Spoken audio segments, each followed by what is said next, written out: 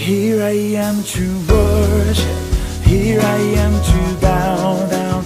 Here I am to say that you're my God. You're altogether lovely, altogether. 안녕하세요. 이스라엘 속담에 심장에서 나온 말은 심장으로 들어간다라는 표현이 있는데요. 아마도 진실된 마음으로 하는 그 말이 다른 사람의 마음을 움직인다라는 그런 뜻이겠죠. 오늘 본문은 그 유명한 십계명이에요. 그런데 십계명에는 하나님의 심장이 녹아 있습니다.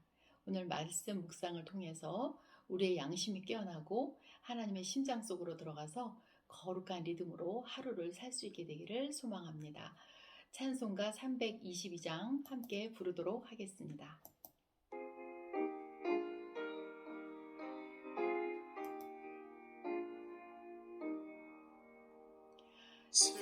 세상의 헛된 신을 버리고 하나님 이름 높이 드리세. 온 천하에서 모두 나와서 다 같이 하나님만 섬기세. 세상의 헛된 우상 버리고 인간의 모든 돈의 영화와 거짓과 우의 모두 버리고 온전히 하나님만 섬기세.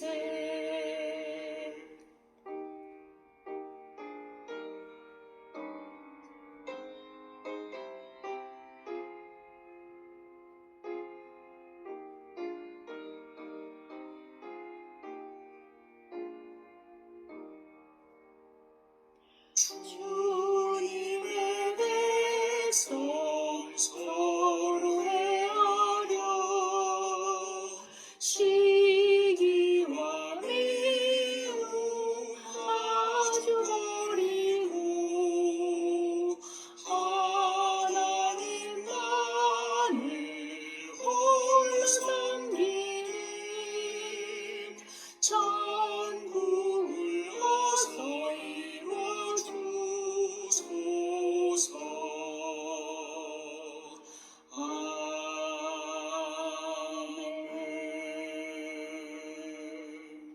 아멘.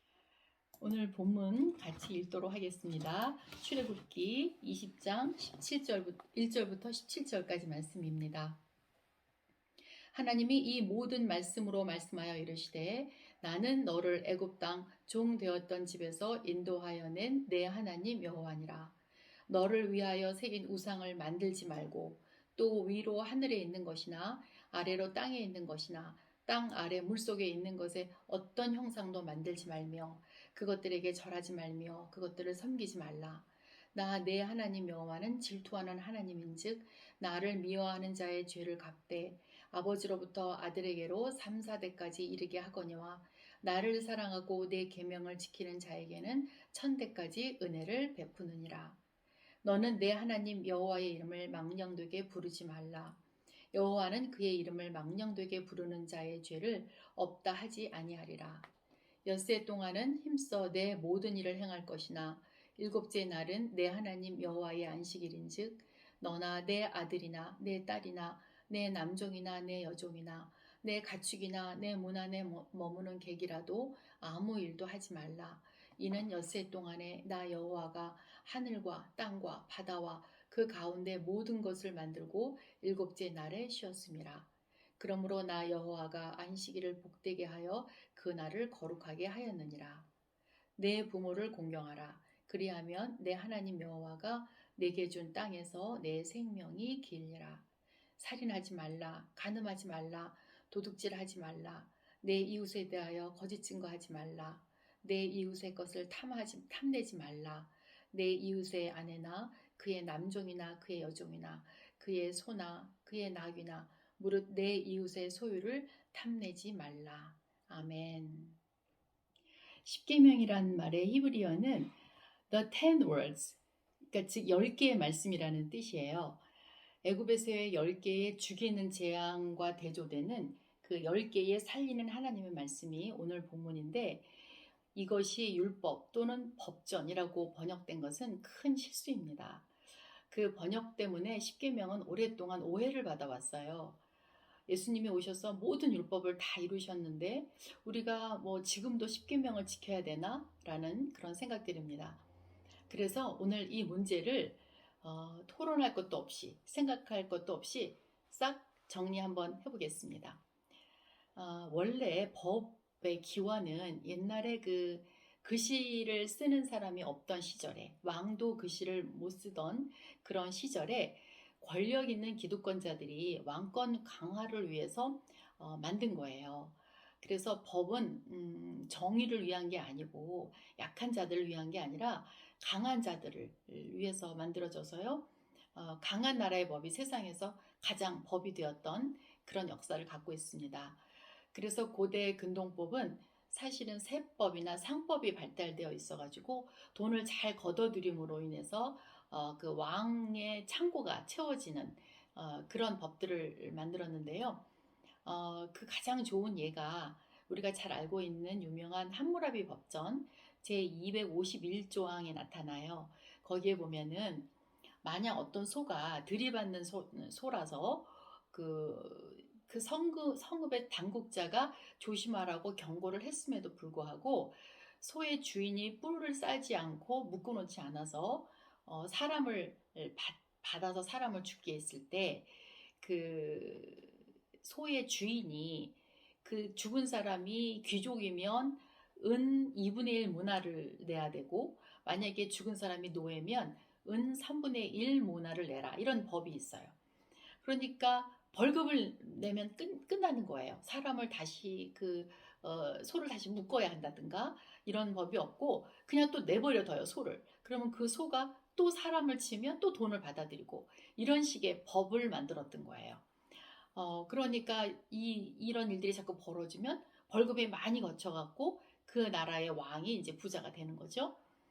그런데 이런 비슷한 법이, 아주 유사한 법이 출애굽기 21장 28절에 나오는데, 그걸 한번 잠깐 본으로 인해서 그 법의 정신을 한번 비교해 보도록 하겠습니다. 이 출애굽기 21장에도 이제 이 나오는 법이 뭐냐면, 그 어떤 소가 남자나 여자를 받아서 죽이면, 근데 여기서 남자와 여자가 똑같아요. 동일한 존엄성을 부여하고 있죠.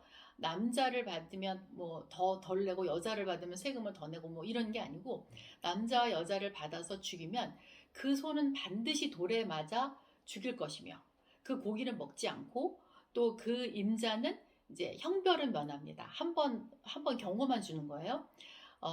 왜냐하면 소는 원래 들이받는 버릇이 있으니까 임자에게 이제 경고를 하고, 그런데 경고를 받고도 소 단속을 안 해서 그 소가 2번째 들이받으면 소도 죽고 임자도 죽인다, 이렇게 돼 있어요.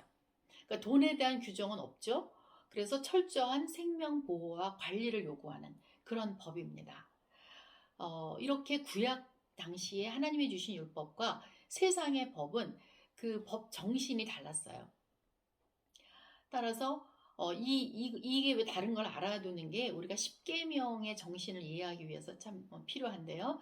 즉 구약의 법은 상법이 아니라 양심을 깨우는 소리고 하나님의 백성답게 사는 원리고 인간이 마땅히 지켜야 할 고귀한 원리들이 법으로 되어 있다는 거죠. 근데 오늘 본문의 그 시기가, 이 십계명을 주셨던 시기가 언제냐면은 이스라엘 사람들이 애굽을 떠나서 시내산에 이르렀을 때인데, 이때는 그 애굽에서 1월 14일 밤에 떠났잖아요, 급히. 그래서 그때부터 이제 그 애굽을 나온 지 7일씩 총 7주가 지난, 즉 49일이 지난 시점이에요. 절규로 말하면 이게 77절이 되는 거고요. 77절의 다른 이름은 오순절입니다. 이때 우리가 십계명을 받았다는 것을 기억해 둬야 됩니다. 십계명의 성격은 첫 서두인 20장 1절과 2절에 다 나타나는데요. 먼저 1절부터 보겠습니다. 1절에는 하나님이 이 모든 말씀으로 말씀하여 이르시되, 이런 표현이 있어요. 표현이 참 특이하죠. 이 모든 말씀으로 말씀하여 이르시되, 여기서 하나님은 처음으로 모세의 중재 없이 하나님이 직접 이스라엘 사람들이 듣도록 말씀하십니다. 어떻게 알 수 있냐면 각 계명의 주어가 너, 하나님이시고, 그 다음에 듣는 목적어가 너라는 2인칭으로 되어 있고, 동사도 단수로 되어 있어요. 게다가 또 22장 19절 또 22절에 보면은 그 하나님의 말씀을 직접 들은 백성들이 다 놀라서 깜짝 놀란 거예요. 그래서 하나님한테 하나님이 직접 말씀하시지 말고 모세 당신이 말해달라고 이렇게 표현을 하고 있고요. 또 22절에서 하나님이 너희도 다 스스로 다 들었지, 다 봤지 라고 표현하시는 그 기록에서 알 수 있는데요. 정말 하나님이 이렇게 직접 얘기하셨다는 게 굉장히 특이한 십계명에서 알아둬야 될 내용입니다.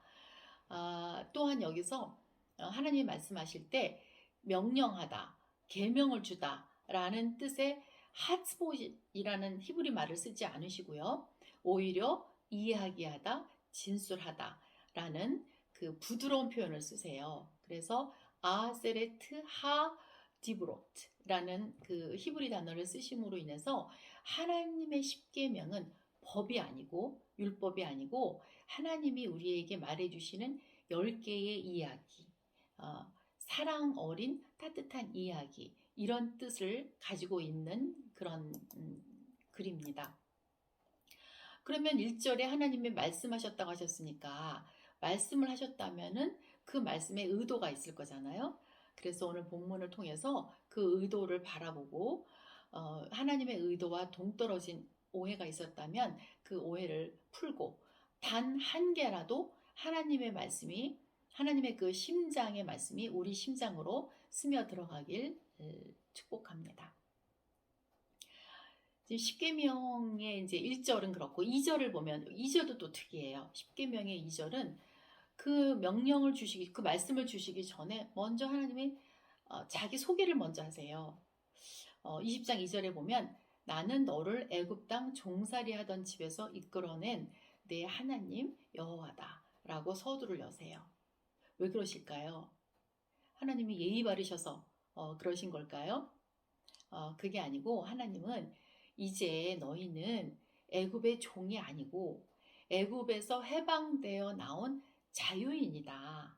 나는 너희를 인도해낸 하나님이다. 그러니까 너희는 이제 종이라는 정체성을 버리고 과거 종살이 하던 그 과거를 떠올리지 말고 이제부터 그 하나님의 그 말씀에 이끌어 인도를 받고 나가야 되는 존재들이다. 이걸 알려주시는 거죠. 그런데 아직도 그 종살이 하던 습관이 남아 있어서 어떤 명령을 받고 그 마음에 행여나 짐이 될까봐 하나님은 명령이란 단어를 쓰시지 않고요. 오히려 당신의 심정을 이렇게 이야기로 하나님의 양심을 깨우치는 말씀을 이렇게 이야기로 주시고 계신 거죠.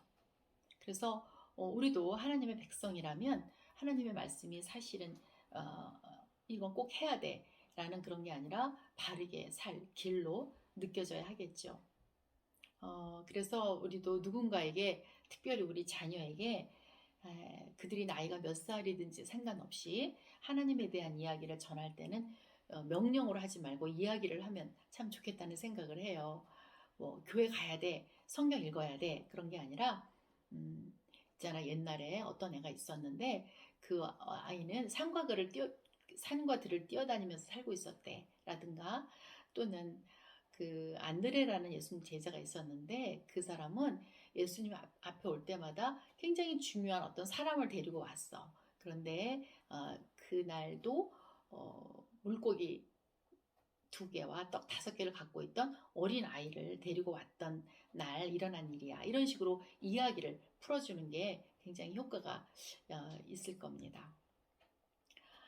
이렇게 보니까 우리가 이제 하나님의 이런 심정이 담겨져 있다는 것을 우리가 한번 살펴봤는데요. 그렇다면 21세기 우리가 이 시대에 우리가 살면서 이런 하나님의 뭐 십계명을 지켜야 되느니 안 지켜야 되느니 하는 토론은 의미가 없는 거죠. 그래서 우리가 여기서 오늘 분명히 정리해 나갈 거는 뭐냐면 하나님이 그 모세에게 주신 법 중에서 어떤 그 희생 제사를 드려야 되는 희생 제사법이라든지 또 그 당시 이스라엘 공동체를 이루기 위해서 주셨던 사회의 재판법 이런 것들은 그리스도께서 이 땅에 오심으로 완전히 폐지됐기 때문에 그거는 지킬 필요가 없죠. 그러나 십계명은 이게 법이 아니고 마음을 주시는 거였고 양심을 살려내게 하는 하나님의 원리였기 때문에 하나님의 백성으로 살기 위한 그 도덕법으로 알고 그 정신을 듣고 살아내는 게 이게 중요한 겁니다. 그러니까 이거는 이제 앞으로는 이건 지킨다 안 지킨다 그렇게 하지 말고요. 십계명은 제사장 나라와 거룩한 삶의 방식이다. 우리가 이렇게 알면 좋겠습니다. 우리 출애굽기 19장에 그 5절 6절에 보면은 결국 구약의 핵심 구절이 나오죠. 거기서 하나님이 우리에게 뭐라 그러셔요?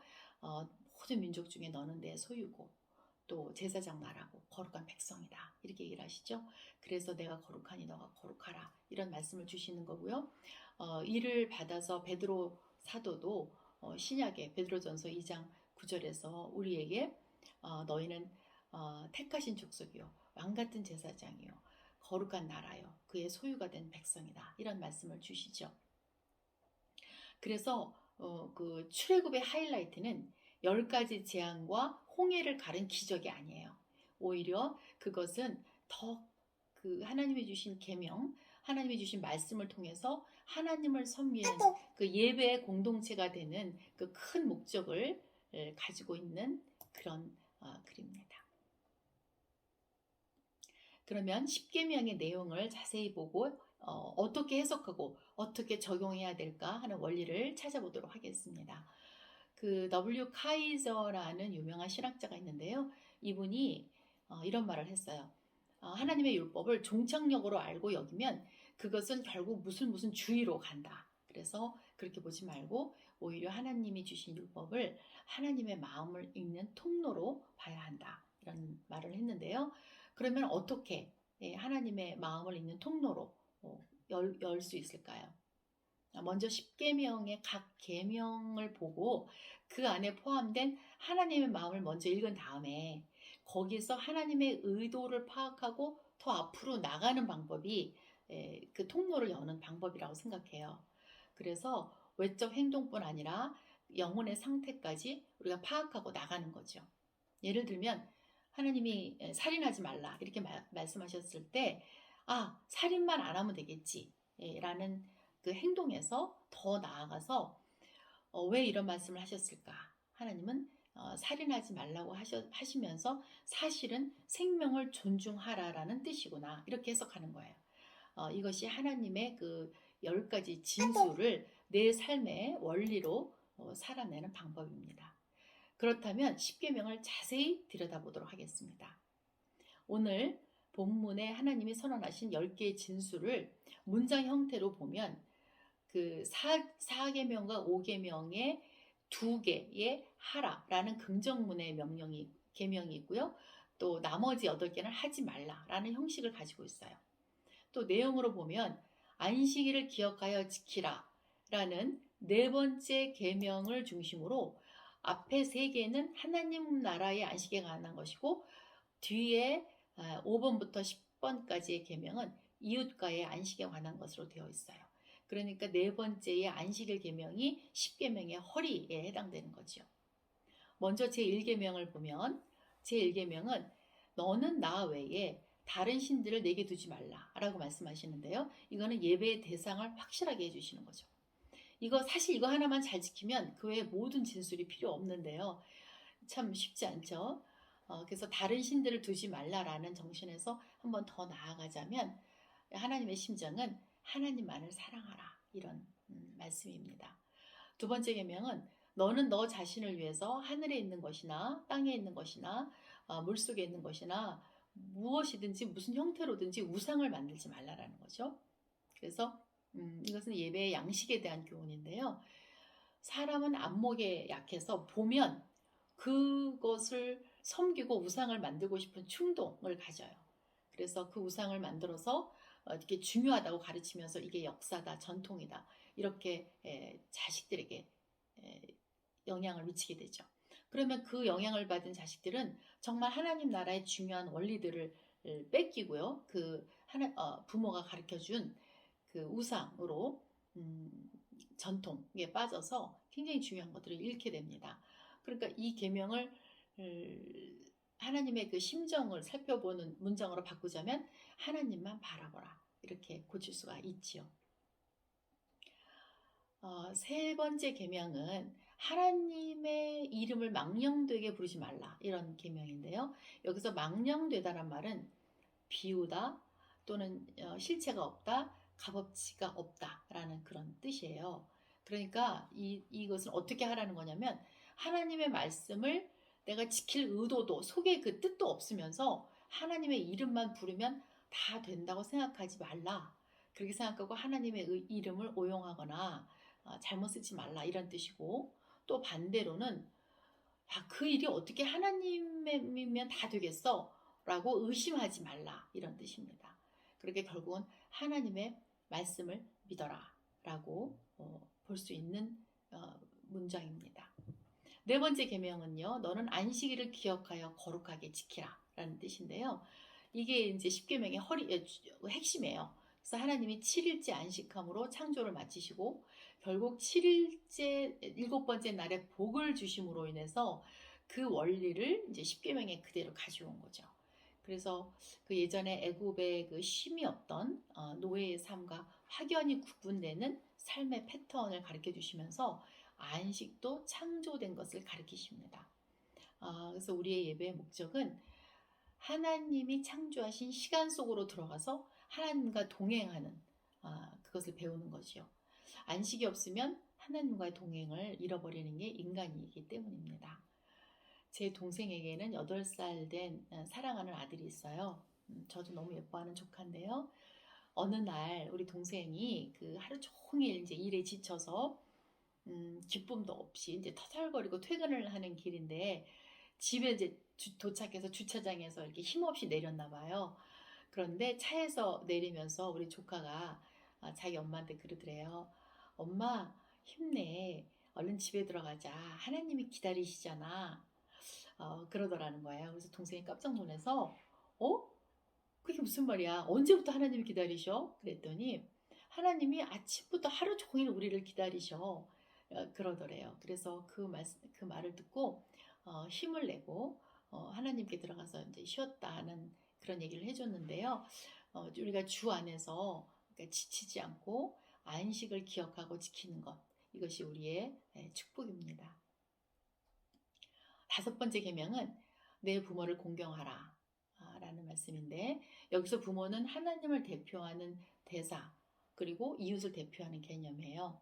그래서 존경이 사라진 시대에 가정에서 이루어지는 살아있는 신앙교육을 통해서 부모들이 존경을 받고 그 존경받는 부모들이 많아지면 그 사회에 권위 있는 인물들이 채워지겠죠. 그렇게 되면 그 공동체가 안정이 된답니다.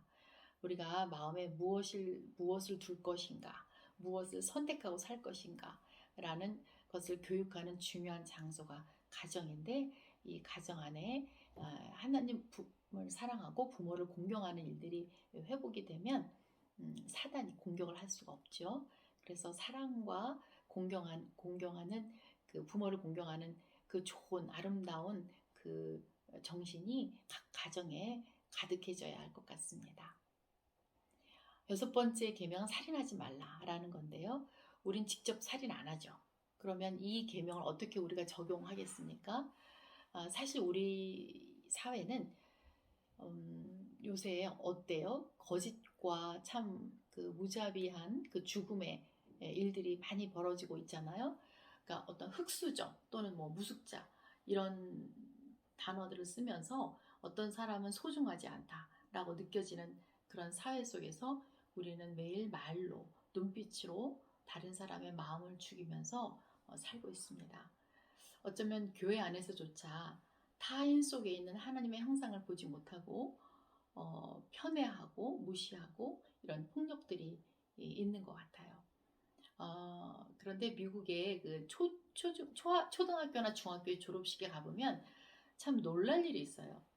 뭐냐면 그 애들이 별로 한 것도 없는데 뭐 대통령상 같은 걸 만들어 갖고 수십 개 만들어 갖고 아이들을 다 영웅으로 만들어 주는 거예요. 그래서 막 셀러브레이션을 해주고 존중해주고 귀하다고 얘기해주고 이렇게 사람을 살리는 그런 그 양육을 볼 수 있는데요. 사실은 이런 걸 보면서 저는 우리 사회는 어떤가 이런 생각을 했어요. 우리 사회는 잘해도 그것밖에 못해 이런 말로 많이 애들 기를 죽이고 하는데요. 그게 사실은 그 생명을 존중하지 못하는 그런 행동이라는 반성을 했습니다. 제가 존경하는 어떤 교수님이 있는데요. 그 교수님은 자녀가 고등학교 때 F를 받아온 거예요. 그래서 마음이 너무 아팠는데 그것을 꼭 참고 좋은 식당에 데리고 나가서 이제 식사를 사주면서 그 셀레브레이션, C의 셀레브레이션을 해준 게 아니라 F의 펠레브레이션을 해줬답니다. 그런데 나중에 알고 보니까 그게 이제 그 단체 컨닝을 하자는 친구들의 유혹을 뿌리치고 혼자 이제 함으로 인해서 어떤 부당한 대우를 받아서 F가 나온 거예요. 그런데 이제 아빠가 그 야단을 안 치고 펠레브레이션을 해준 거죠. 이게 그 아이한테는 굉장히 중요한 어떤 좋은 추억이 됐겠죠. 그래서 나중에 이제 그 따님이 대학 입학 에세이를 쓸 때 아빠가 자기를 이렇게 존중해줬던 이 얘기를 쓰면서 좋은 학교에 입학했다는 얘기도 들었어요. 말로 죽이고 무시하고 돈으로 사람을 사고 팔고 이용하는 것들, 이런 것들 다 살인과 같은 폭력입니다. 하나님은 뭔가 가지고 배우고 높은 지위에 있는 사람들을 같이 있다고 하지 않으세요. 하나님은 자기가 죄인임을 깨닫는 사람을 같이 있다라고 말씀하십니다. 그래서 이 계명은 생명을 사랑하라, 이렇게 우리가 삶에 적용하면 좋겠습니다. 7번째 계명은 간음하지 말라라는 말인데요. 간음이란 말은 히브리 말로 나하프라고 합니다. 간음은 하나님이 짝지어 주신 것에 대한 성실하지 못한 태도로 결국 하나님을 욕되게 하는 그런 행위입니다. 그래서 하나님은 가장 비밀스러운 욕구까지도 하나님 앞에 정결하게 되기를 요구하십니다. 그런 모습의 신자들로 가득 찰 때 하나님이 세상의 경애를 받으십니다. 세상의 성의 가치관과 사람의 계명을 따르지 말고 예배로서 결혼을 존중하라 라고 우리가 7번째 계명을 기억하면 좋겠습니다.